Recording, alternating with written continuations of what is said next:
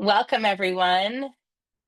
I'm so glad to see people coming in. I'm going to give it about 1 minute and then we'll get started. Thanks for joining us on this Wednesday morning or afternoon or evening, depending on where you are in the world. Welcome. I'm Rebecca Takamoto, the Executive Director of Women in Nutraceuticals. On behalf of the Board of Directors and staff, I'm so thrilled to welcome all of you to this webinar. Today's webinar is quite a long time in coming and was conceived of by our amazing sponsorship committee. We often have conversations about added benefits for our sponsoring companies, without whom we certainly wouldn't be able to carry out the great initiatives we do. And I want to take this moment to thank all of you that are from sponsoring companies. We appreciate your support so much. Providing great education to our sponsors and members is something we're all passionate about, and I'm pleased that we're able to hit on such an important topic for this sponsorship series. Today's webinar was primarily planned by one of our sponsorship co-chairs, Kimberly Summers. Kimberly has been an invaluable part of our WIN volunteer team for a couple of years now, and we are so lucky to have her. Kim, do you want to introduce our speaker? Yes, thank you, Rebecca, for that wonderful introduction. It'd be my pleasure.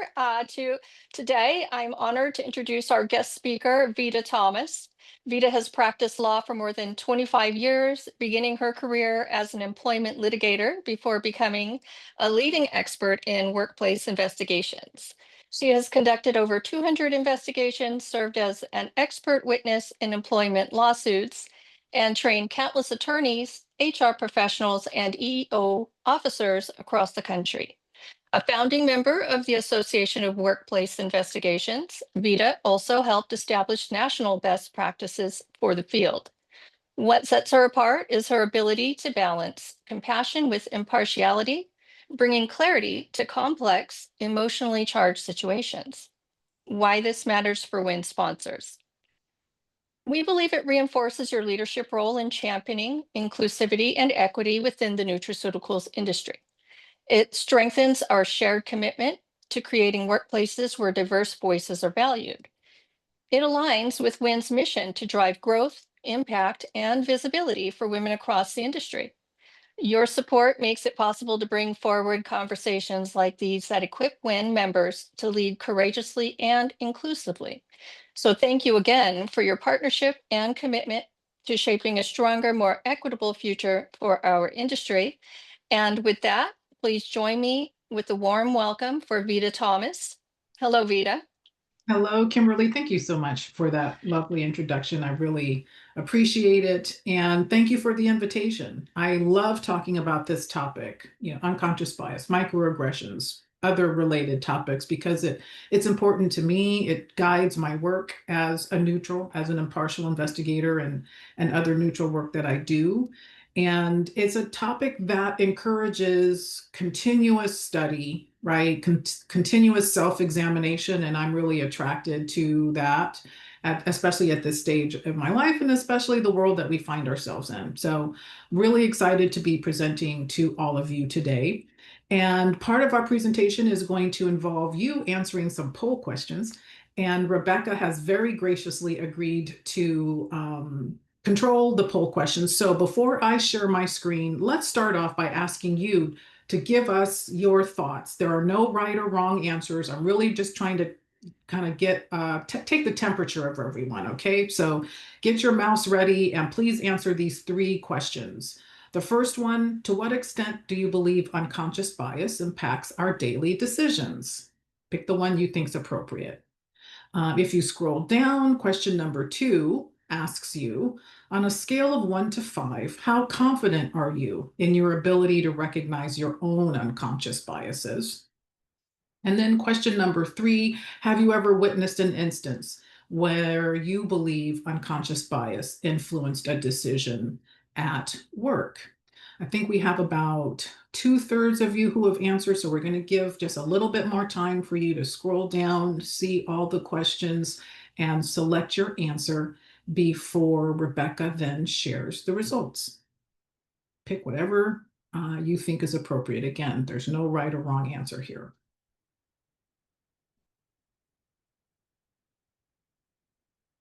All right. Okay, and I think Rebecca's ready to publish our results and see what people said.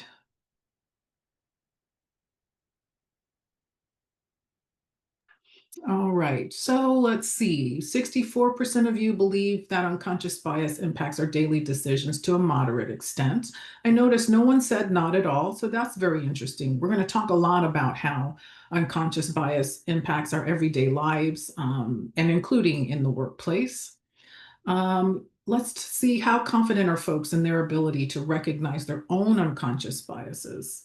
Moderate, again, there's that middle answer. Most of you said you were moderately comfortable. I appreciate those of you who said, just slightly confident that I can spot my own unconscious biases. And we're going to talk about how to do that. It's not easy. It really does require a certain type of mindset, a certain level of humility, and being okay with looking yourself in the mirror, right? And that can be really scary. I'm the first to admit that. So that's interesting to know that that's where all of you are.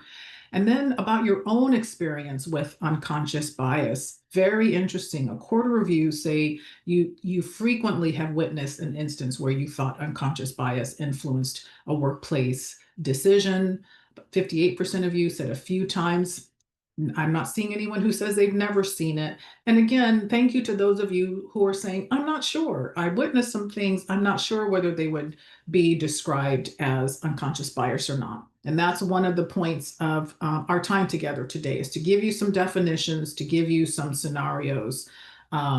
So you'll be in a better position to recognize unconscious bias when it might be at play, and as important, in a better position to recognize your own unconscious biases so that you can start the work of reducing them.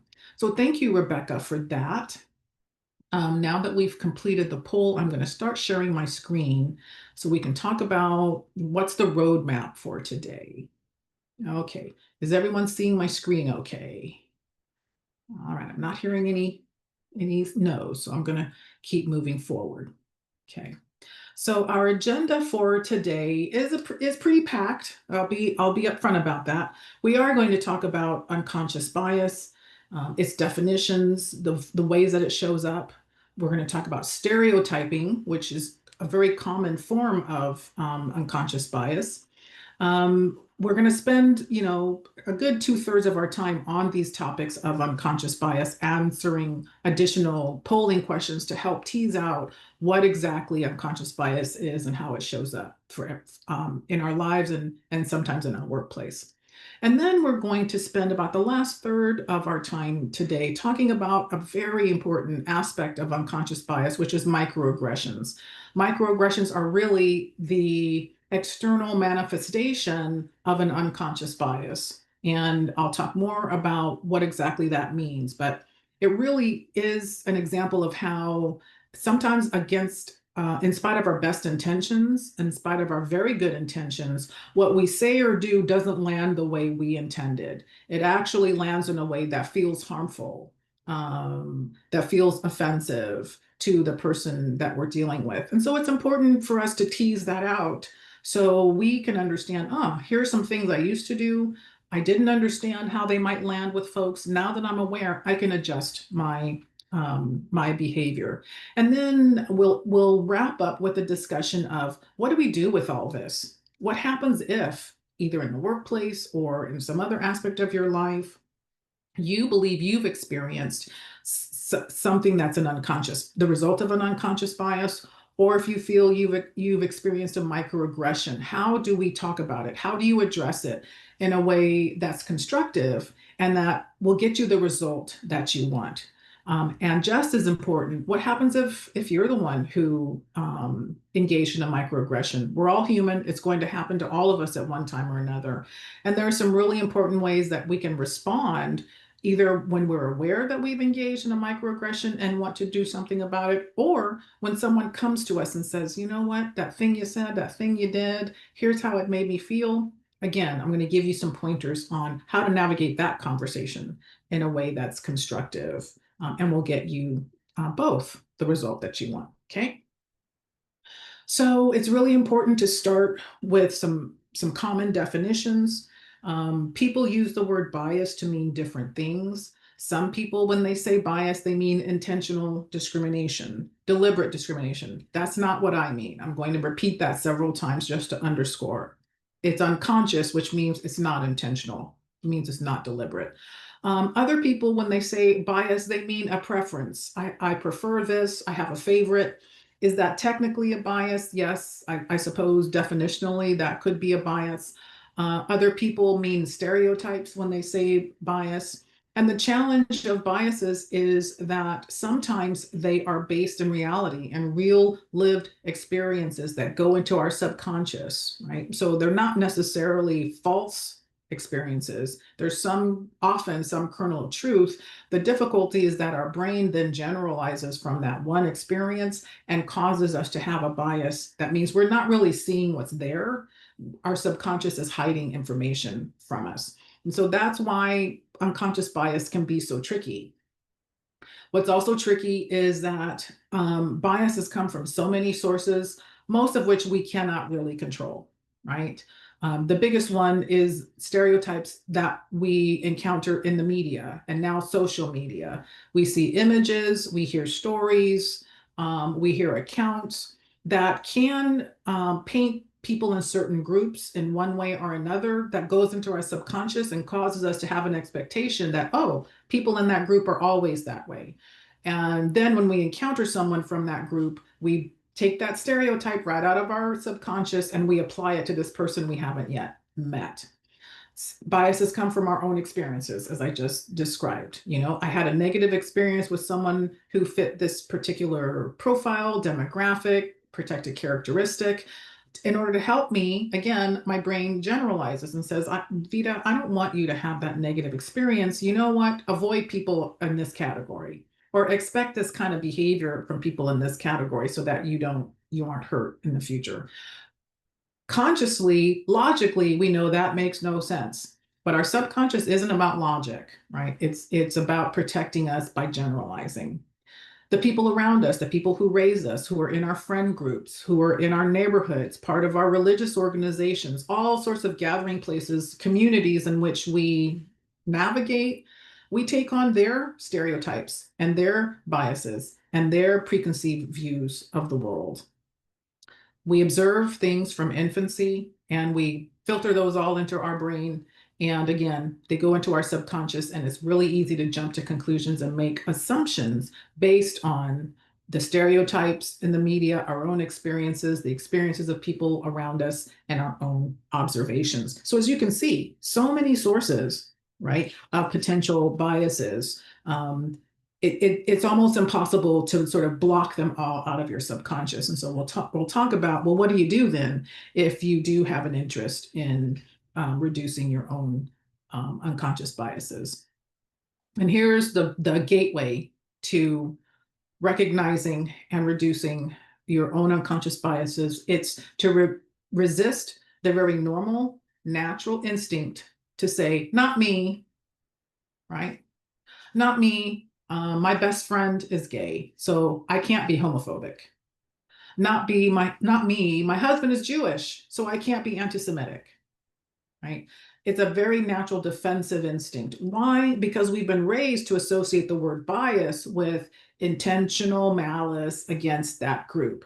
That's not what I'm talking about. This is something that's operating wholly outside of your consciousness. It's just part of the brain wiring as part of being human. And if you can accept that as a starting point, I can't tell you what an advantage that will be as you start this journey of discovering your own unconscious biases and taking steps to reduce them. Like the slide says, we all have these biases. They do not make us bad people. They make us people who have human brains. And the good news is that just acknowledging an unconscious bias starts to reduce it, right? I like to think it's because you're taking something that was in your subconscious that you weren't noticing. Now you're bringing it into your conscious mind. You're looking at it and you're saying, oh, okay, I have this thing. Now that it's a consciousness, now that it's part of your consciousness, you can start looking for places where it might show up and short-circuiting that and taking steps to reduce it. So I really encourage, it's tough. It's very natural to feel defensive, but if you can resist that you'll really do yourself a favor on this journey. Another thing to think about that can help us when we think about unconscious bias is not to focus on the intent, but to focus instead on the impact, right? Not to focus on the fact that I didn't mean to offend. I didn't mean for this to sound racial or homophobic or sexist. I actually intended or meant something very good and very innocent. That's where we tend to go when someone approaches us and says, hey, I think you might have done something, right, that had this impact. If we can set that aside, and if we can instead focus on, in spite of my good intentions, what impact did I have on this person? If I can stay in that frame of mind, that can really help me make some headway, okay? And especially when there is a power dynamic between me and the other person, it's really helpful to appreciate, in spite of my best intentions, the fact that I, the boss, said this thing to a subordinate. I, a person in power, said something to this person who depends on my power for their livelihood, for their status in the community, for their role in the family. That's also very helpful to see, oh, okay, the impact of what I do can be quite much more magnified than what I intend. Okay. Impacts of bias are very widespread. Generally speaking, they lead to decisions that are made on assumptions and not facts. In an organization, bias, if it's not addressed, if it's not recognized, if it's not reduced, it really can rob an organization of all of the benefits it could experience due to the diverse group of people that this organization has brought together. Like, what's the point of bringing together into your organization people from different races, genders, gender identities, orientations, religions, geographical origins, all of these diverse factors that make your workplace richer if you're then allowing bias to go unchecked. That's one of the reasons you can have that revolving door. As soon as we hire diverse folks, they're here for a year or two, maybe 3, and then they're right out the door.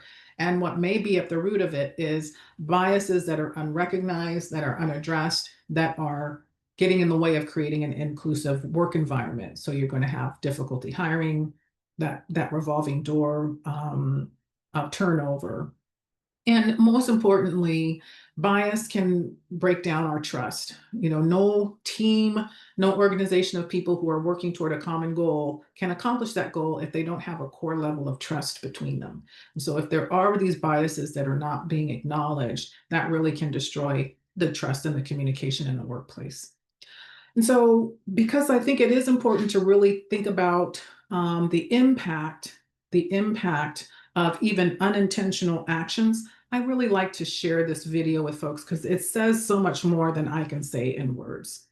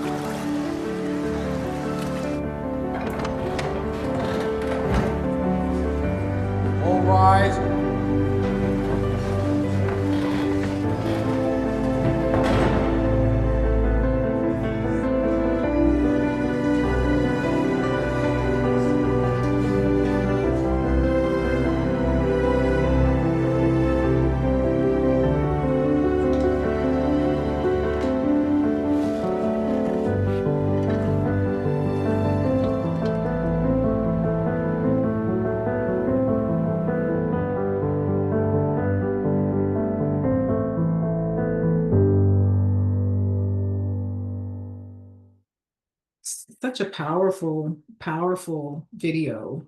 Um, I first saw this maybe 6 or 7 years ago, and it just stopped me in my tracks. And I thought, well, if it impacted me that much, I think it's worth sharing. And so I ask these questions. You don't have to answer them to anyone but yourself. When that bailiff opened the door, did you think the person entering was the defendant, was the criminal? Did it occur to you that he might be the judge? Did it not occur to you until you saw him sitting there that the black man throughout the video was the judge? And how, what was the reaction? Were you surprised? Were you not surprised? I'm humble enough to share with all of you, I'm a black woman. I've been a lawyer 30 plus years. I know lots of black judges. In fact, there was a time I was going to apply to be a judge. And yet even I, at first, thought that this was the defendant. Even I, when I saw he was the judge, thought, isn't that great? Right? So I go first. I believe in that in training. I go first and just share the very real way that I navigate the world and navigate my own unconscious biases. Because I care that much about encouraging every single one of you to start that same journey if you haven't already. One of the things the studies of unconscious bias show is that stereotypes, negative stereotypes, are incredibly, incredibly powerful. So much so that even members of the group about whom there is a negative stereotype tend to hold that negative stereotype against their own members of the group, right? So even Black Americans who are exposed to negative images in the media, negative stories about Black men, associating Black men with crime, even those of us in the Black community who know that that's not the totality of who we are, who consciously know that, even we can hold negative stereotypes about other Black people. That is how powerful stereotypes are. I can't overstate how powerful stereotypes are, right? And so what I encourage you to do as you go about your day is notice, are there instances when I'm maintaining a stereotype? I didn't realize it, but now I've caught myself. Here's another experience I can share with you. Many years ago, I was on a plane. The plane had been sitting on the tarmac for quite a while, waiting to pull away from the gate. The folks in the cabin were getting restless, to say the least. We all wanted to know what's going on before we have to stage a coup to get off this plane.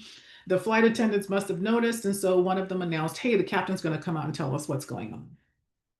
Captain comes out of the cockpit, and lo and behold, it's a woman. And I said to myself, oh, wow, that's a surprise. I didn't expect that. And I just moved about my day. But the next time I studied stereotypes, I realized, Vita, that's because you still have that stereotype in your subconscious. When you heard captain, you thought of a man. Now, I could have beat myself up and said, oh my gosh, you're a horrible sexist person, but I'm not a horrible sexist person. I've just grown up in a world where I didn't see a lot of, if any, images of female commercial pilots, airline pilots, and by contrast, lots of images of male commercial airline pilots. That just went into my little subconscious and plucked it right out when I heard the word pilot. So we all do that. This riddle is another example. Right? 3 doctors say that Peter is their brother, yet Peter says he has no brothers. Who is lying? Anyone have an idea of what the answer to that riddle is? If so, type it in the chat so you can share it with the rest of us. Who's lying? Any ideas? Okay. I'll let you guys warm up a little bit, right? Well, the answer to this riddle is the doctors are actually Peter's sisters, not his brothers. And so the riddle is testing whether when you saw the word doctors, did you assume men? And therefore, that was a conundrum for you. So there are lots of different ways that you can just go about your day and assessing. When I heard this person on the phone, did I get an image in my head of the person's gender, the person's social class, the person's race, the person's ethnicity? Are these assumptions that I'm making based on stereotypes about the way the person sounded and how that likely correlates to those other characteristics? Again, not to beat yourself up, but to just start getting in the habit of recognizing that. Because the good news is there is a difference between holding a bias and acting on the bias, right? When I saw the female pilot come out of the cockpit, I didn't run screaming off the plane saying, "Oh my gosh, we're going to crash because there's a woman flying the plane."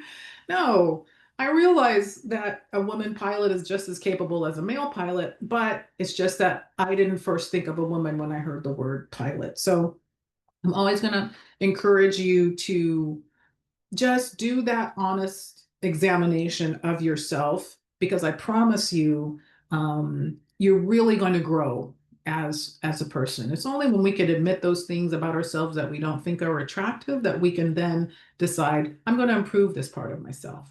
Okay.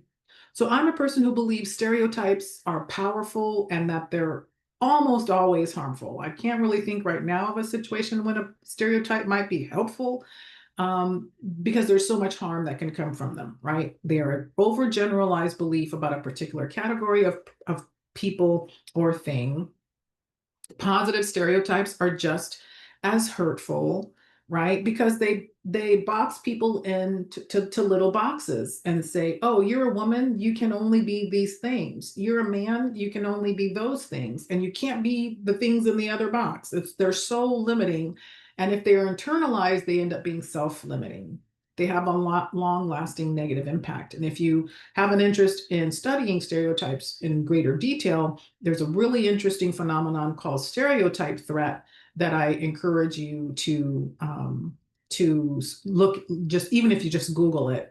It's the idea that stereotyping is so powerful that members of a group about whom there's a negative stereotype subconsciously start taking on the negative behavior, even if they consciously understand that the stereotype isn't true. So one example of this is the phenomenon that in fourth grade, boys and girls are equally interested in and perform equally well in the maths and sciences.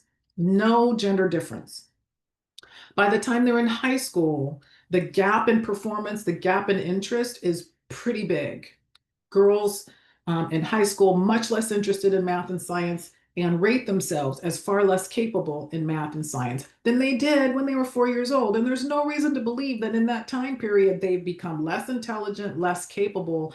The belief is that consuming all of this information about girls aren't good at math, boys don't like girls who are smart in math, boys are just better at mechanical things, at robotics, at engineering, all these stereotypes that we allow our kids to be exposed to. We're not even conscious of it, probably. They go into those girls' subconscious, and the girls start self-selecting out. I'm not good enough, so I'm not going to try. Or it actually undermines their performance. They actually perform less well than they otherwise could because they're so afraid of fulfilling the stereotype that they actually underperform. It's a really fascinating area of study that I encourage you all to take a look at. And because the bottom line about stereotypes is just as this slide says, when you stereotype, you don't see me, right? You see my group, and no one likes, only being seen as part of a group. It just doesn't feel good. We all want to be seen as the unique individuals that we are. Another thing that can happen as we're interacting with folks and taking in information is we see things, we hear things, and it's the way our brain processes. And one really helpful way is to just answer this quick question. I can imagine it shouldn't take anyone more than 2 seconds. How many of each animal did Moses put on the ark? If you're near your chat and you want to put your answer in there, you can. Your choices are 0, 1, or 2. So see one brave person who's put an answer. What do the rest of you say? What's the right answer? I'll give you a couple more seconds to do that.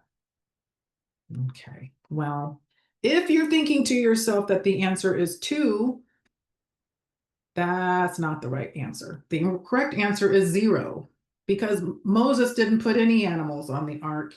It was Noah who put animals on the ark. And so I'm going to admit I primed you by showing you a picture that your subconscious immediately picked up on. An ark. There are animals on there. Okay, I know what this is. I know what the answer is. And so when I started to ask the question, how many animals did so and so put on the ark? Many of you probably heard me say Noah, even though I actually said Moses. And so the point of this exercise is to point out we do this all the time. Our brain fills in the gaps, because we typically don't have the capacity to pay 100% attention to anything at a time. We're normally multitasking. We're thinking about other things while we're talking about another, while we're doing a third thing, and our brain's trying to help us out. And so it noticed a pattern, it noticed something familiar, and it just filled in some information to help you quickly come up with an answer. And so the question is, how often do you think that happens in your life, in other areas of your life, right? Where you're not really hearing everything someone's telling you. You're assuming a lot of what they're telling you based on what you know or assume about the person, based on your experiences with the person. I can tell you, my husband says this all the time. You don't listen to me. Like, yes, I do. He's like, no, you weren't listening, right? That's because we know each other so well. We can finish each other's sentences. We rarely have to ask each other a full question. We normally, by the second or third word, the other person does know what you're going to say and can answer quickly. That can be really helpful in a relationship that's built on trust. It can really help, sort of create the fluidity of the relationship. But in other relationships, it can really undermine trust because people don't feel heard. Okay. And so before we go on to our next topic, we have another polling question that Rebecca's going to queue up for us.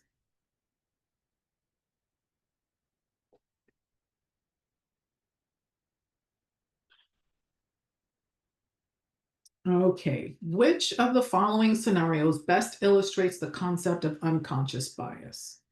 So you get to choose one of these scenarios. A hiring manager intentionally overlooks a candidate from a minority group due to their personal prejudices.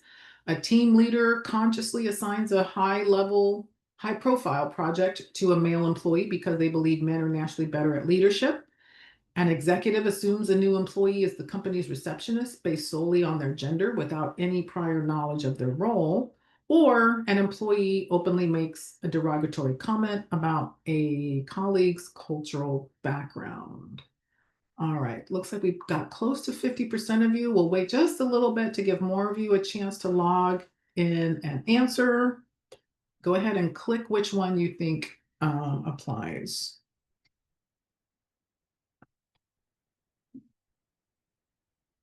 Okay, give it just a few more, maybe 10 more seconds. No, for some of you wanting to weigh in, go ahead and choose the one you think is the best example of unconscious bias. Okay. All right, why don't we see the results here? All right, so everyone selected C. An executive assumes a new employee is the company's receptionist based solely on their gender without any prior knowledge of their role, and that is the correct answer. And I think you all sussed out why the other answers were not appropriate. They all involved intentional conduct. If you're intentionally overlooking because of someone's protected characteristic, that's intentional and likely unlawful discrimination. Again, that's not what we're talking about today. We're talking about something that operates on the subconscious. And so, running into a new female employee and assuming she's the receptionist, for example, that would be an unconscious bias that you have, an assumption that receptionists are female. It could be any other kind of job that you automatically associate with one gender or another, one race or another, or one other category of person or another. If you're acting on assumptions, that's very likely an unconscious bias that's happening. Great. All right. You guys are listening. Good job. Okay. I will move on to talk a little bit more about what types of unconscious bias do we see there in the world? I think some of this is material some of you will be familiar with, but I think there'll be some newer material in here too. It's really important to understand unconscious biases generally fall into two categories. An implicit bias is a prejudice or preference for one group over another. Typically, it's a prejudice about a group. Okay, so that's those stereotypes from the media and assumptions we make based on our own experiences and the experiences of others. It's the things we've observed in society. Cognitive biases are assumptions our brain makes because of the way our brain is wired in order to help us make decisions quickly. So far we've talked about the implicit bias portion, but let's talk about some of those cognitive biases. The one most of you are probably familiar with is confirmation bias, right? The word confirmation kind of suggests what it's about. It's the tendency to bolster or confirm a hypothesis by seeking out information that supports our hypothesis while minimizing or not even looking for information that doesn't support our hypothesis. What's so dangerous about this is it's happening without our knowledge. It's happening on a subconscious level. So we reach a conclusion that we think is well-reasoned, right? That we think is based on all of the information. But unbeknownst to us, we didn't see some of the information that suggested a contrary conclusion. And so maybe our conclusion isn't justified because it's not based on all the facts. You can certainly see if you have a role in your organization of making decisions about people, hiring, promotions, performance evaluations, discipline. You have to take steps to make sure that as you're making these decisions about people's livelihood, you're not operating under confirmation bias. And it's very easy to get into confirmation bias. One of the reasons is that brain imaging studies have shown there are actually parts of the brain that are being triggered when we're in the grips of confirmation bias. When you receive information that confirms what you already believe, the pleasure centers of your brain light up. It actually feels good. That's why it feels so good to click on, a video and listen to someone say what you already believe. You think to yourself, yeah, see, I knew it, I'm right, and people agree with me. That feels so great.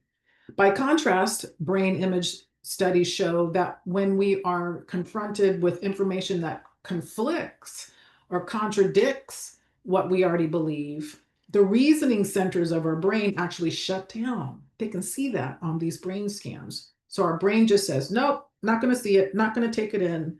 That's how powerful confirmation bias is. And so it's really important to recognize that, to take steps to make sure that the decisions you make aren't being influenced by confirmation bias, okay?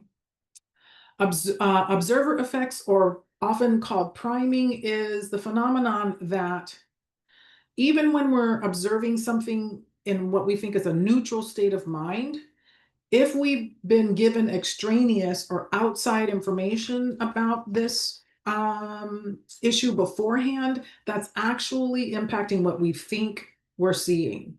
Really, it's saying we're not as neutral as we think we are. And so here's an example, a great study called the creativity study, where the participants who weren't aware that they were part of this study were in a great hall and they listened to a lecture, and the professor said, okay, an assistant's going to come in and help pass out the forms or help you in some way. And what the setup was that some of the people in the audience were allowed to overhear accidentally a conversation about this assistant who was going to come into the room. And the conversation was about how horrible this assistant was. Lots of negative information given to them about this assistant they were about to see. The other part of the room didn't hear that conversation. And so when after the assistant came through and helped everyone, folks were asked, well, what did you think of the assistant? How would you rate how nice the assistant was?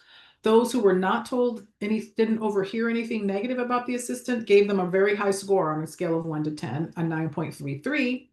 Those who were told negative things gave a significantly lower score, 6.58. Now, the really interesting thing is those who overheard the information but were then told, never mind, they're not talking about your assistant, they're talking about someone else. So please disregard what you heard. Guess what? That warning didn't work, because even though they gave the assistant a higher score than the ones who had heard, the other people who had heard the negative information, it was still much lower than the people who had heard nothing at all. It's that concept that you can't unring the bell. Interestingly, in the criminal justice system, judges are grappling with that when the when the jury overhears certain information that they shouldn't have heard, and the judge advises them, please ignore what you please disregard what you heard. It not only does it not work, studies show the jury then hyper focuses on that thing they were told not to focus on, because your subconscious tells you, well, it must be important. Otherwise, why would the judge have gone through all the trouble to tell us not to consider it? So the criminal justice system is trying to grapple with what do we do when people accidentally hear stuff they shouldn't hear, that they really shouldn't be taking into consideration and making a decision. That's how difficult it is to ignore things when you've been primed. And so the question is, again, you're a decision maker. How often have you been primed? You're writing a review about someone. Maybe you don't oversee this person all the time, but you're told they're a great performer. Might that impact how you perceive them as you observe them?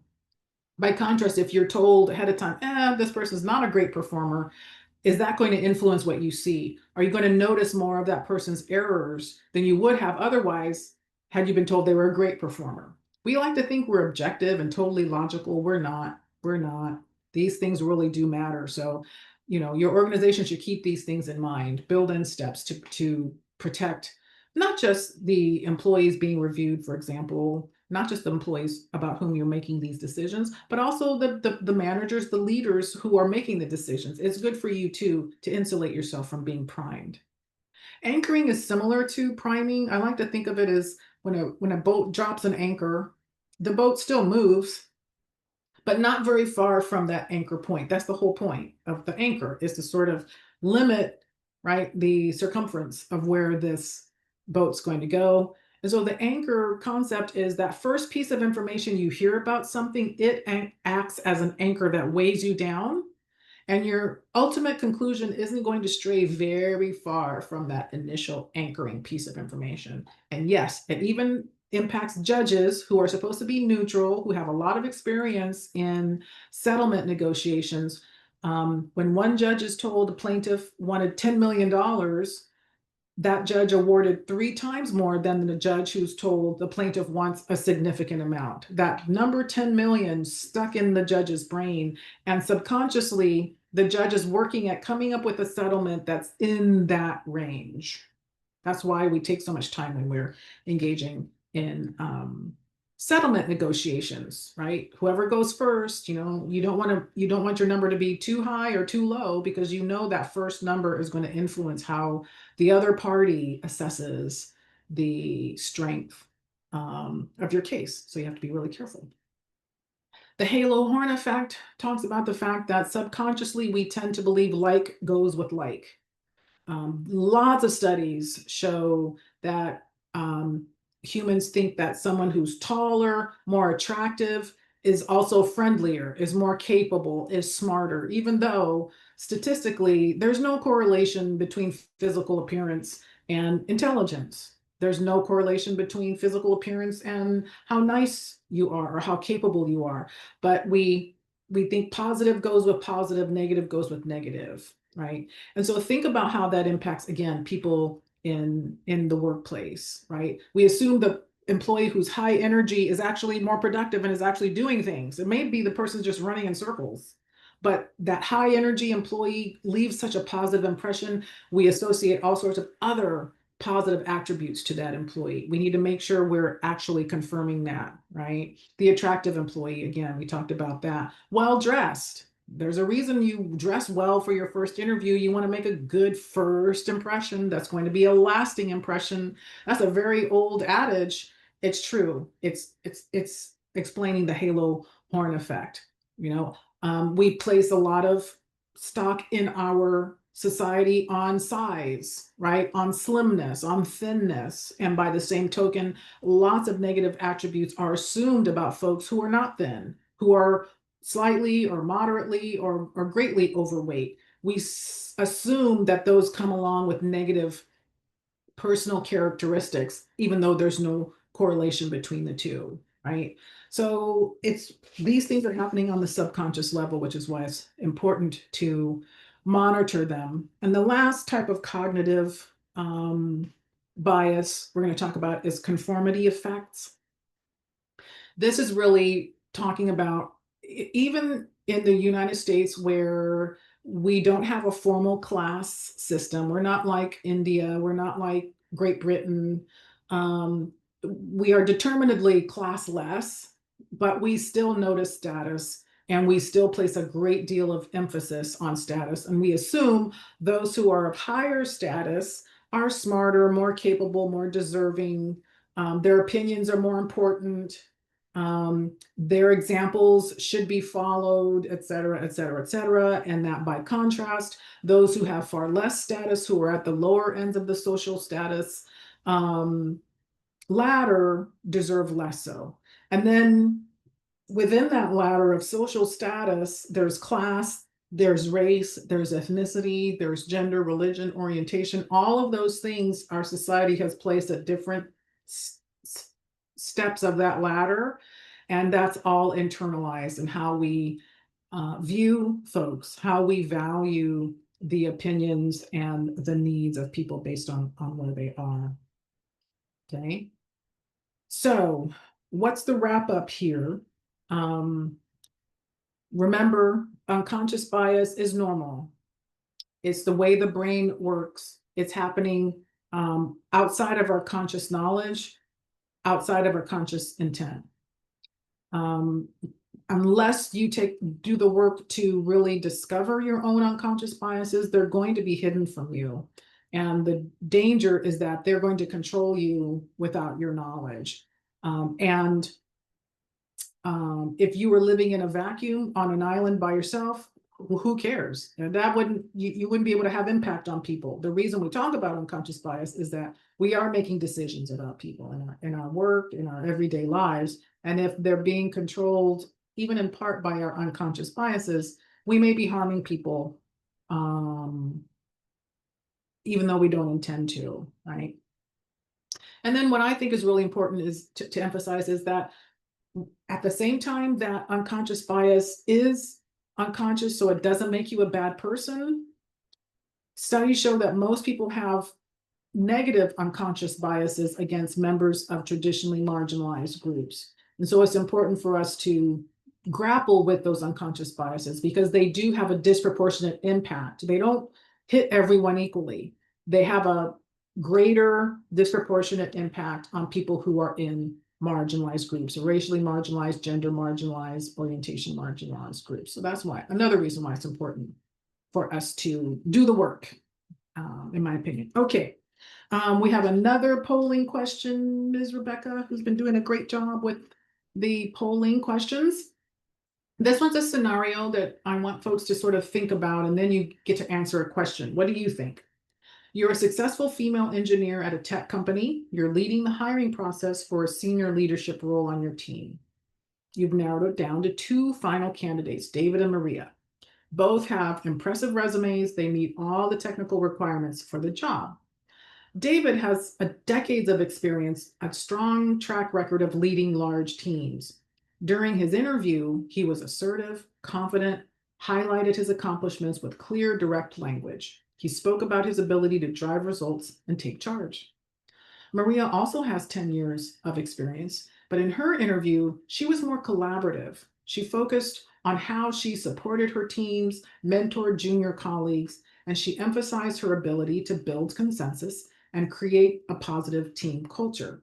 So based on this scenario, who are you more likely to hire? Pick the person you're more likely to hire in this scenario, David or Maria.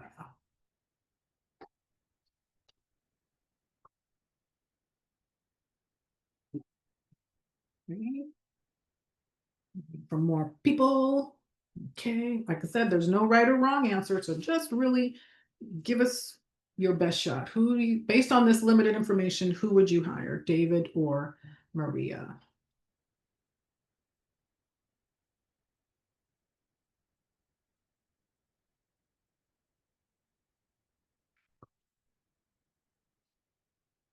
Give a little bit time to get some more answers in. Yeah, we've got time. Do. Okay, are we gonna get one or two more, maybe? All right, why don't we go ahead and publish those results? Let's see. Okay, so 11% said David, 89% said Maria. Again, neither answer is right or wrong, but there are some things to think about, some questions to ask. What are some potential unconscious biases that may be operating? First, there's a potential gender bias that's always in existence when it comes to hiring decisions between a male and a female manager. Some of us, whether we're men or women, because of, again, the world we've been raised in, we may unconsciously expect and value leadership qualities that align with traditional masculine stereotypes, right? Assertiveness, dominance, and certainly David's communication style plays right into that. And for some, his communication style is going to be perceived as more leader-like, right? Even though Maria's collaborative approach is equally valid and effective. Right? So I'm not making accusations about anyone. I'm just trying to tease out what are some potential unconscious biases that can impact this decision.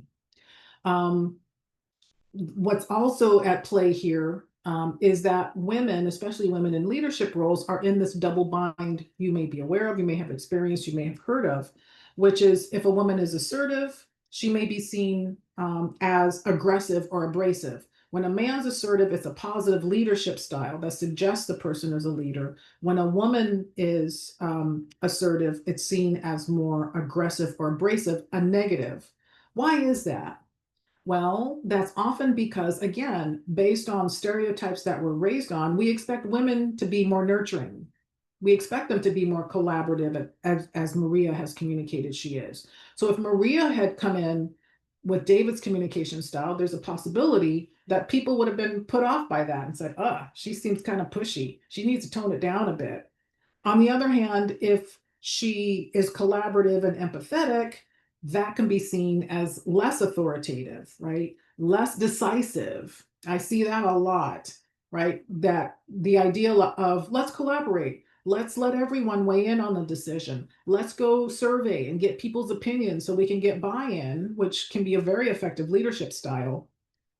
If you're operating under this stereotype that only authoritative, dominating communication styles can be leaders, then you might see that collaborative style as not decisive and therefore disqualifying someone from being in a leadership position. So women feel like damned if I do, damned if I don't, right? And then there's this issue of affinity bias. If I'm a woman who selected Maria, I have to at least grapple with, consider, am I actually operating based on a subconscious bias that Maria and I have our gender in common? I automatically identify with and empathize with her. My communication style or leadership style is exactly what she described, and therefore I want to hire someone who's just like me. That's not always a bad thing, but as leaders who have to make these decisions, we have to consider, am I operating under an affinity bias where what I'm really hiring for is someone like me? The other thing I like about this is it defies the stereotype that all women would automatically hire a woman. Right? Not everybody said they would hire Maria, right? And so that shows that stereotype isn't true either. So great job. Thank you everyone for just sharing your honest reaction to those scenarios. Okay. All right. So we've talked a lot about what are unconscious biases, whether they're implicit biases or cognitive biases, stereotypes. Let's get to the fun stuff, which is what can we do about it? Let's say I took Vita up on her offer. I, came forward with a humble mindset. I'm willing to examine my own beliefs. I'm willing to sort of call myself out, if you will, to say, oof, I think that's a stereotype. Oof, I think I have a bias about that. What do I do with that? The good news is there are things you can do. They're all related around intentionality. Remember, subconscious biases happen because we're not paying attention. We're not being intentional about how we go about the world. So the moment you start being intentional, you're really taking the first step to reducing unconscious biases. What do you do with that intentionality? Well, learn. All the materials you've been exposed to, there are studies I talked about. Find the studies, read materials. What are some common biases? How might they show up? And then ask yourself, ooh, Does that feel familiar to me? Learn about what are the potential negative impacts of unchecked biases. Pay more attention, right? We don't want we want to counteract our subconscious by paying attention to what's happening, to consciously counteract our own known biases, right? Once I knew that, oh my gosh, when I heard pilot, I thought of a woman, I thought of a man, excuse me. It didn't even occur to me to think of a woman. What could I do? Well, I can expose myself to more images, more stories, more articles about women airline pilots. And you bet that's what I did. Because I thought, I want to get this new information in my subconscious. I have the old stuff from when I was a kid watching, airplane movies, commercials. Let's get some new data, right? On top of that data into my subconscious, right? So that's one thing you can do. Another way you can counteract confirmation bias, that tendency to only look for the information that supports your pre-conclusion, not looking at the information that counteracts it, is before you make that final decision about something, about whether to hire someone, about whether to finalize that performance evaluation, whether to give the promotion, whether to demote or to discipline, ask yourself, why might I be wrong? Why might this be the wrong candidate? Why might this be the wrong thing to do? Studies show that just stopping yourself and asking, I'm pretty sure I found the answer. I found a lot of information that supports my answer. Just ask yourself that last question. Might you be wrong? And if so, why? That could be really powerful. Exposing yourself to difference is a really strong way to reduce biases. There are lots of studies, one in particular that deals with infants. If they're exposed, infants always prefer familiar faces. I think those of us who've been around infants have experienced that. But the thing is, we can expand their universe of familiar faces. So the more types of faces we expose that infant to, the more comfortable they are, right? And so I love this idea of expand your repertory, right? Expand your repertory of experiences, of environments, of types of people. Most biases come from fear, and that fear just comes from lack of knowledge, lack of experience, lack of exposure, right? So just start exposing yourself and the fear goes down. You realize, oh, okay, this experience, this type of person, this type of group, nothing to fear. I'm familiar with it now. My bias about it has gone down. And you can expose yourself to difference in so many ways. TV shows, movies, books, articles, podcasts. There's so many ways that we can expose ourselves to material to reduce our biases. When we do encounter different people, because we've intentionally put ourselves in places where we can experience differences, make connections with those individuals, genuine connections, right?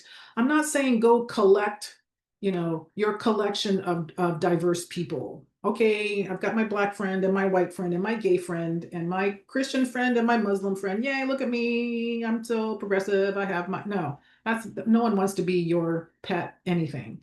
I mean, make real connections. I want to tell you about myself. I want to expose who I am, but I really want to listen and learn who are you in all of your complexity, right? And find something that places that person in the same category as you. Oh, we're both, third born of four. We're both the daughters of immigrants. We both went to Catholic boarding school when we were very young and were terribly traumatized by it. We both have these things in common that automatically creates empathy. Anything that puts the person in the same category as you creates empathy. Studies show, as it says, working with someone who's a member of a group you harbor biases against reduces bias. Isn't that amazing? Because you meet that person and you get to know that person and you realize, oh, that person doesn't fit the stereotype that I've always believed. They're nothing like the stereotype, right? That's what I meant when I said stereotypes might have been based in some initial kernel of truth, but they're a gross overgeneralization that's very inaccurate when we apply it to individual people. And then the final tip I can give you is what I call the bias self check-in, right? Let me make up a scenario. John just came and did something, and it just really ticked me off. I stop and I ask myself, if if this was a different gender, if it was Jessica and not John who'd done this very same thing, would I have the same feeling? Would I be as annoyed? Would I reach the same conclusion? If the answer is no, I'd feel differently, then I need to stop and think, why is that? It may be that there's some type of bias at work. I love the fact that this is something you can just, a conversation you can have with yourself and just be honest about, it seems to bother me more when men do this thing than when women do this thing, or when this category of person acts this way than when another category of people act that way. If that's true about you, that's a moment to pause and ask, maybe there's some unconscious bias that's happening. Okay. And so we have our last polling question before we get to our last topic.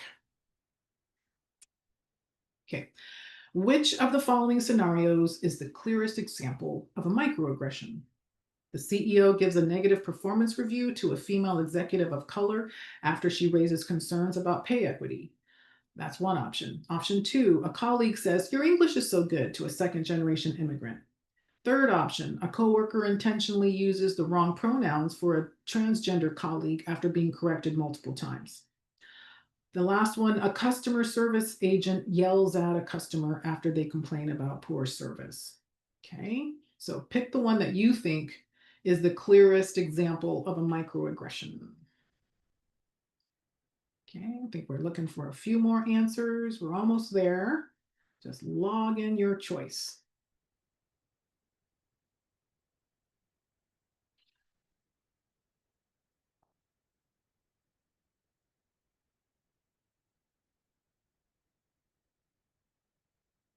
Okay, probably reached maximum participation. All right. Okay, so we had several examples that people chose. I think the clearest example of a microaggression is number two, a colleague who says, "Your English is so good," to a second-generation immigrant. Um, the CEO who gives a negative performance review to a woman of color after she raises concerns about pay equity, to me, that sounds more like retaliation. He's taking the action in retaliation for something she did. That's a conscious thing he's doing, as opposed to something operating at a subconscious level. Same thing with the third example of you intentionally using the wrong pronouns. Again, there's intentionality, consciousness to it, which is not typically the case for a microaggression. And so that's a great segue into our last topic, which is microaggressions. Okay. And so microaggressions can be really difficult to talk about because there's a lot of gray there. It can be difficult for folks to understand, why did the thing I said offend this person so much? My intentions were good. My words were neutral. They didn't contain an overt insult or slur.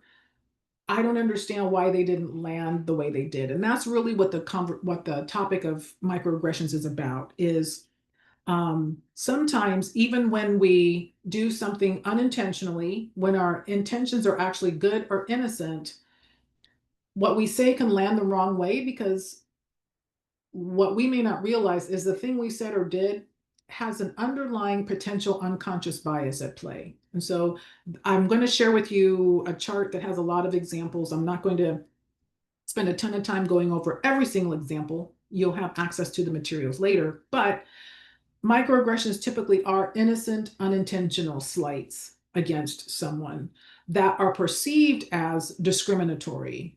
And the studies show people in marginalized groups tend to experience microaggressions more than others, right? So this is just one list of examples. Calling women honey, sweetheart, or dear.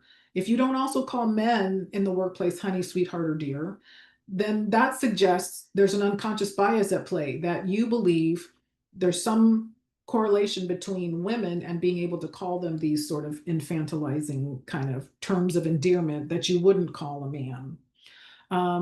Is there anything wrong with saying to someone, "Man, that was the best presentation I ever saw. You were so articulate"? No, it's a compliment.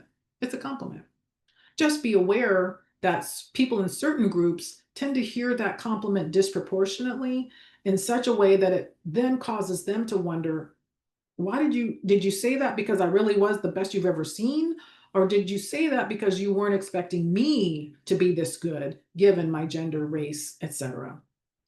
We see the example of complimenting someone of Asian or Latino descent. You speak English so well, because it's an assumption that they don't speak English as a first language, an assumption that you're making solely because of the way the person looks.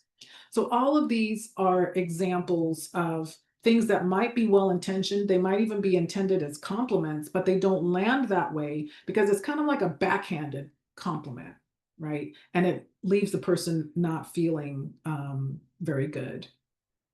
Okay, they create a very heavy burden for those. Most marginalized people will tell you they experience microaggressions quite often, in lots of different areas of their lives.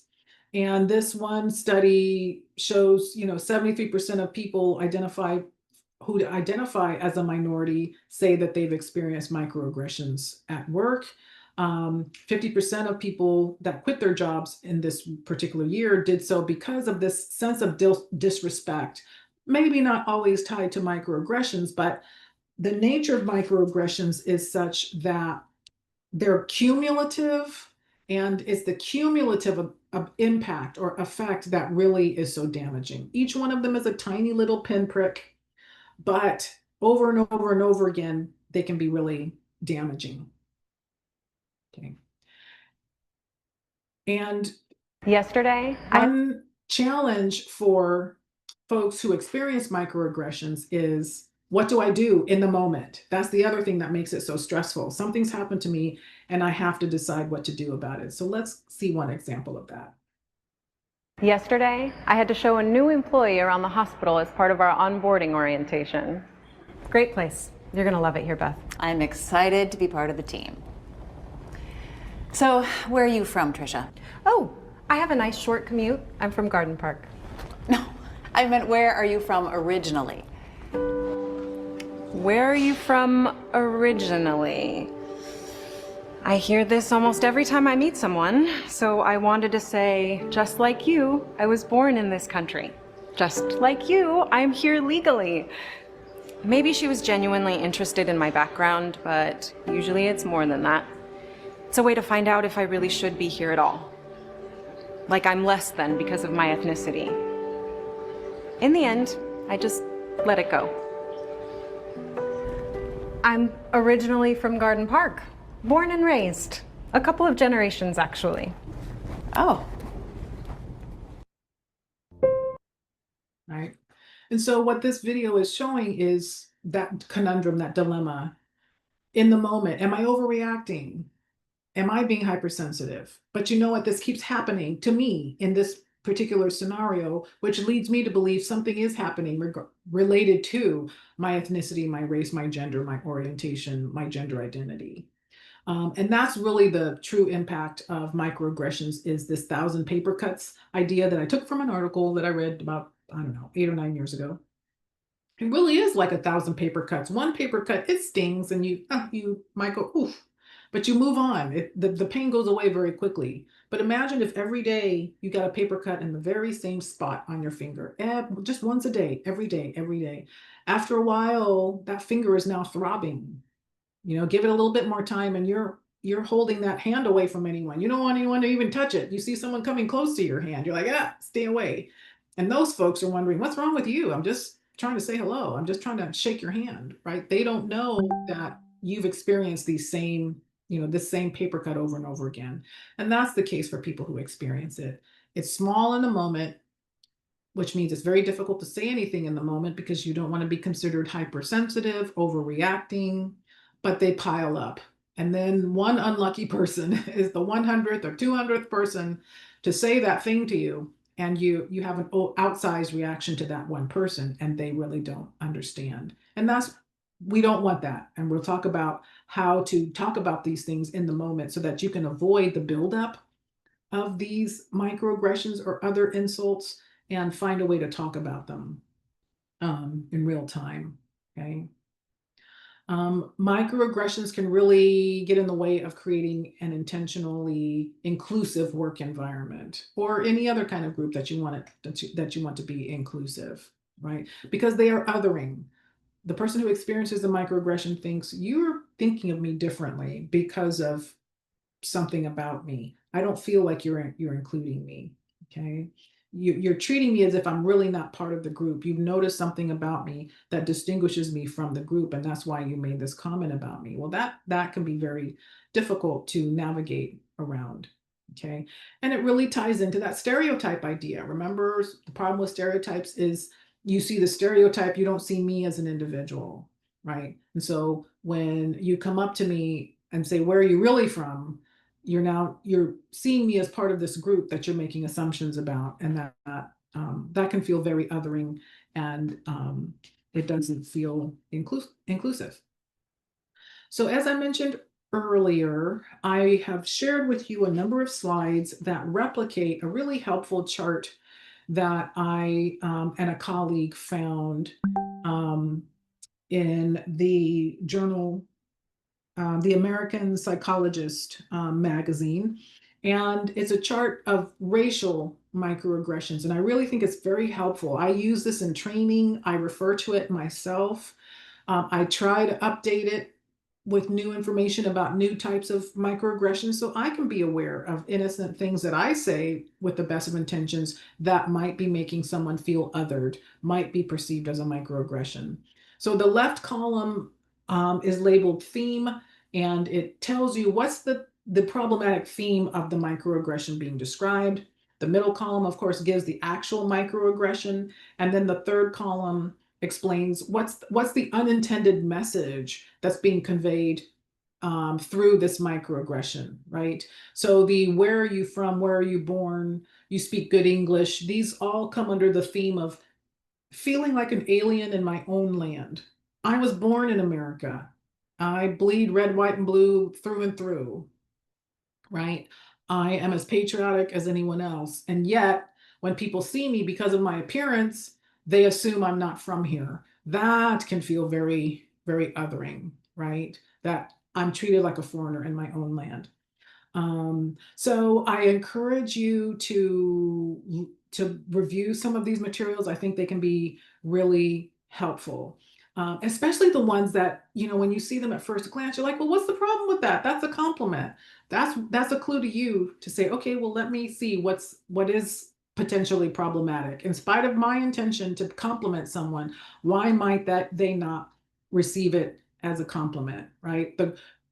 I've received this compliment. It tends to be from folks of a older generation than mine that I'm a credit to my race. It's meant as a compliment. But it has this theme that people of my race are not expected to be intelligent. It sends the message that, hey, you're an exception to your group because your group in general isn't expected to be this, that, or the other, right? So there are a number of really helpful examples. We then added to it because we thought, well, racial microaggressions are important, but there are lots of other microaggressions we wanted to track. And so you'll see that there are other types of microaggressions. This bottom row, really helpful to see how our language has evolved. I know I grew up saying a number of these phrases as just very normal.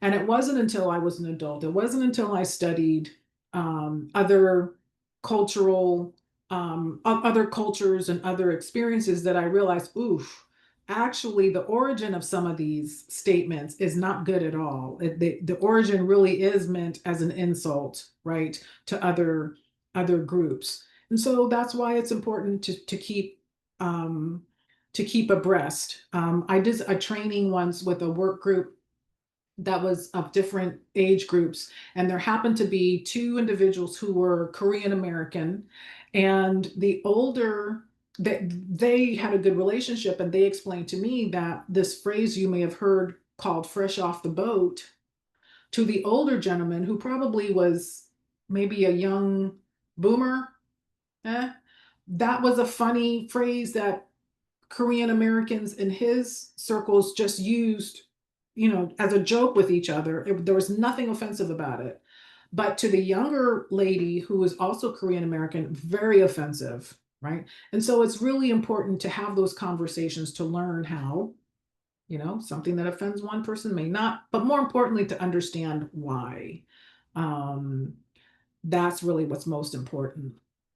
So there are some microaggressions around heteronormativity, statements we might make that imply being heterosexual or straight is what's normal, and that being gay or LGBTQ in general is abnormal, and asking questions that suggest, that this is an abnormal way of being that you're really curious about. That you can imagine how off-putting that can be. There are lots of microaggressions around mental illness. We've made some progress as a society. I'm noticing in television shows and YouTube videos, celebrities, prominent people being more open about their own mental health struggles, being more open about seeking mental health counseling and other care.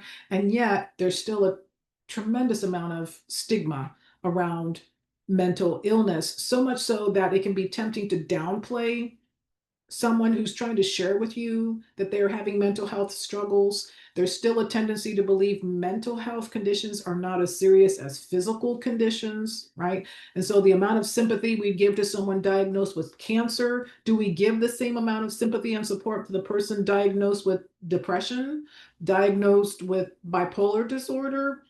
If not, then that's a reason for us to think through what's going on there. Probably some unconscious biases about, mentally ill individuals are weak. Mentally ill individuals don't have enough discipline, don't have the work ethic, all these negative connotations. Maybe there's some of that, right?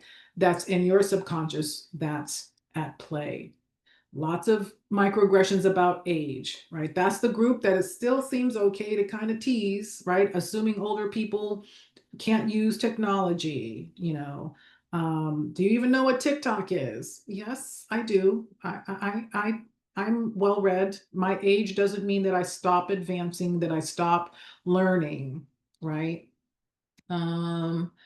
Disability, another identity that people can be very uncomfortable with, and that can show up in the way that you deal with individuals. Offering help when none's been asked, right? Let me do that for you. Let me help you with that. Assigning a disabled person kind of hero worship status. You're so inspiring for overcoming your disability, when the person who's disabled is like, this is just me. This is my life. I'm not a superhero. I don't need to receive awards or accolades or special attention. I'm living my life just as you are. Or minimizing a disability. Is that really a disability? ADHD, isn't that just forgetfulness? We're all forgetful. I'm forgetful, right? Minimizing, it's normally a sign that we're uncomfortable with this idea. And then body shaming. Lots of body shaming. It used to be exclusively what people called fat shaming, right?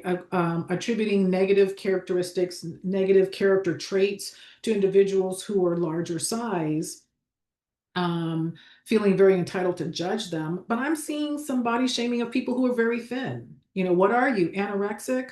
Why don't you eat something?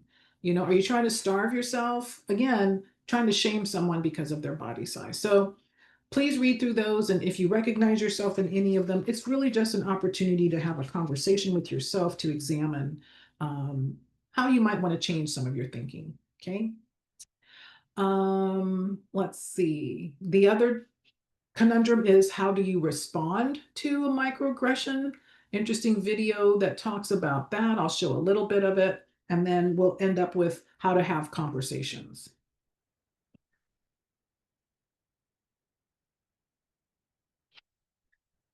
I guess I'm still learning how to deal with microaggressions, with mental illness and being a Black woman. It's something that I've always had. The majority of the microaggressions that I've experienced in my life are related to being half Japanese. People often say that I am pretty for a Black girl, for example. Oh my God, Kiana, like I'm blacker than you are, Kiana. Like, oh my God. From your name, I thought you'd be a little Jap walking off the streets. Oh, you're super pretty for a Black girl. A lot of people, they want to like touch hair. It's one of them actions where they're just like, oh, can I see your hair? And they just go and like pet it. When you pet something, you pet animals. Like, we're humans, we're not animals. The biggest one I get all the time is, what are you? What are you?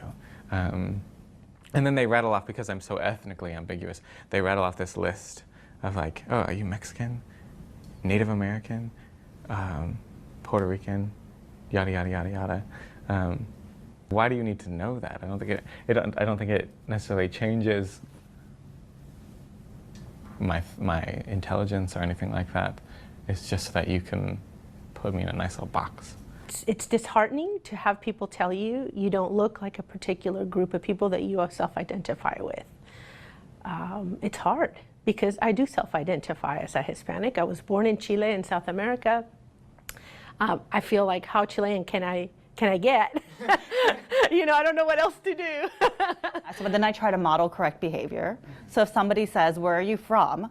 I will say, well, I grew up in California, but if you're talking about my ancestry, I'm Korean. I have definitely experienced microaggressions the way that I look, whether it's like body type especially. I think that that's maybe one of the hardest. I think it's a reality of privilege that you don't have to notice microaggressions.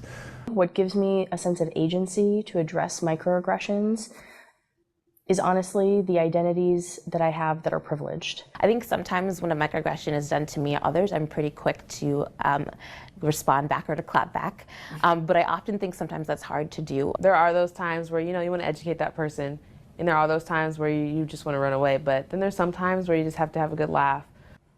I wasn't strong enough to say, like, what the heck? Like, what is, like, why did you say that? I wasn't strong enough to say that, and so I just had to, like, internalize my hurt and then kind of move on.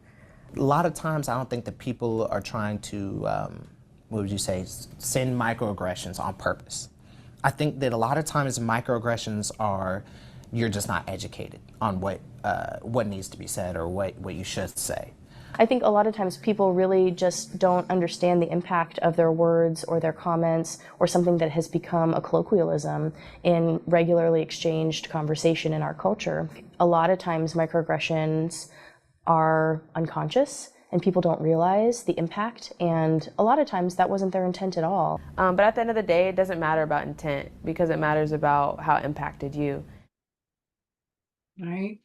So I always think people can say things more eloquently than I can. It's a topic that's worth just thinking through and understanding the impact of your words and your actions, and then being willing to have those conversations, whether you're the person who experienced a microaggression or you're a person who realizes you engaged in a microaggression. There is an opportunity to have a very healthy, constructive conversation about that can help both people walk away better understanding, right? Feeling heard and better understanding what someone experienced. So I have some advice. I do mediation quite a bit for folks in the workplace, how to have conversations and talk through difficult situations. And so if you are someone who has experienced a microaggression or something else has happened in the workplace that you've found offensive or insulting or inappropriate, the most important thing is speak to the person in private. Speak to the person in private. Speak to them in private. As tempting as it might be to call someone out in front of other people because they are the ones who insulted you in front of other people, that's never going to get you what you want, right? No one wants to be called out in front of other people. Even if you realize in some way that you did do something wrong, now you've been embarrassed in front of others. What's going to happen? You're going to become defensive, right? You're going to shut down. No conversation is going to happen. Not only that, but the other people who are witnessing this, they're not feeling great either. And they may walk away thinking, wow, I sure don't want to offend Vita because she's going to call me out in a meeting like she just called Tom out. So resist the urge to call someone out in public. Find a private moment and give yourself the time to calm down about it. You might want to write down your thoughts. Nothing wrong with that. That can really help you kind of channel those emotions in a constructive place, because you do want to be calm with the other person. The next important thing is be very specific. Explain concretely what the person did and how it made you feel. Avoid throwing labels at someone, throwing accusations at someone, right? So instead of saying, yesterday at the meeting, you said something really racist, the other person hears racist, their defensiveness comes up, their part of their brain's going to shut down because it's one of the worst things you can be called in our culture is racist. That's not helpful too, because it doesn't give them any information about what exactly is it that they did. So instead of the labels, say, yesterday at the meeting, when I made several suggestions, you didn't respond to them. But then when my white colleague made the same suggestion, you then not only acknowledged them, but then gave them, permission to lead up the project. That to me felt dismissive. I felt that I wasn't seen. I felt that my contributions aren't as valued. And I wanted to share that with you and talk about what's going on. That's much more helpful. Information, place, time, what was done, and how it made you feel. Try to get more I statements and less you statements, okay? Don't make accusations. If you're someone who was at the meeting and you saw this happening to Vida, you could also go to that person and say, hey, I noticed this thing that was happening, in the meeting vis-a-vis Vida. I just wanted to share my perception of what was happening. You did this, you did that, you did the other. It seemed to bother Vida. I haven't talked to her, but I felt like to be a supportive colleague, I needed to share that with you. Okay. If you're the one who made the microaggression or said something that offended someone, if you learned this because someone came to you, kind of the same rules apply to you, same suggestions. Stay calm. Even if they didn't do you the courtesy of addressing you in private, stay calm and try not to get defensive. Someone throws a label at you. What you did was racist. It's not helpful to say, I'm not a racist. How can you say I'm a racist? I hired you. I've been your biggest supporter. All of those things might be true, but what they have the effect of doing is diminishing and minimizing what the person's telling you. So try to engage in reflective listening. The only talking you should be doing is to ask questions to understand what the person's saying. So what I'm hearing you say, Vida, is yesterday at the meeting, you felt I ignored you and that made you feel undervalued. Is that what you're saying? No, what I'm saying is these specific times, here's what happened, and your response was thus, and that made me feel this way. Oh, okay, now I understand. And then you can talk about what's, okay, I didn't realize I did that. I can understand why that made you feel dismissed. I certainly don't want you to feel dismissed. I value you very much. Thank you for telling me. I'll make sure that doesn't happen again. Apologize, thank them for bringing it to your attention. And just remember, you don't have to wait for someone to confront you about something. Sometimes you realize you did that. I just did a presentation at anyway, it doesn't matter what the presentation was someone who's non-binary, uses they, them pronouns. And I've used they, them pronouns to refer to this person pretty consistently, but in one moment in the presentation in front of our group, I referred to this person as she instead of they. Now, I didn't stop in the middle and go, oh my gosh, Tracy, I'm so sorry. I'm not going to do that. That's putting them on blast. That's embarrassing everyone in the audience. That's making me the issue, me the focus. I waited till a private moment and said, hey, I just wanted you to realize I noticed that I misgendered you in this comment. I apologize. I know your pronouns.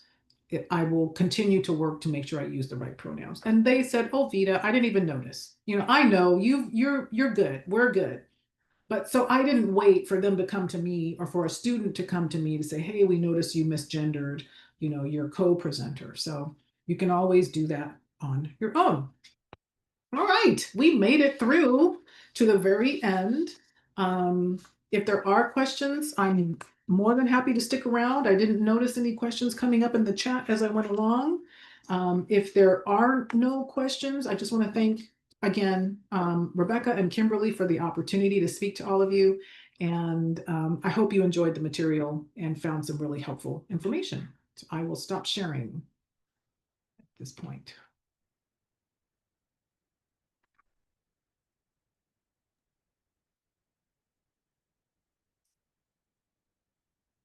Thank you, Vida. Very welcome. Thank you so much. We really enjoyed it.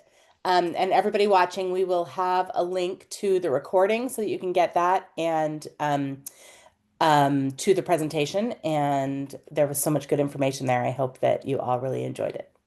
Very welcome. Thank you. All right, bye, Thank you, everybody. Rebecca. Thank you, Vida. Bye, Bye. everyone. Oh, I got a little heart emoji. Makes me happy. Aw.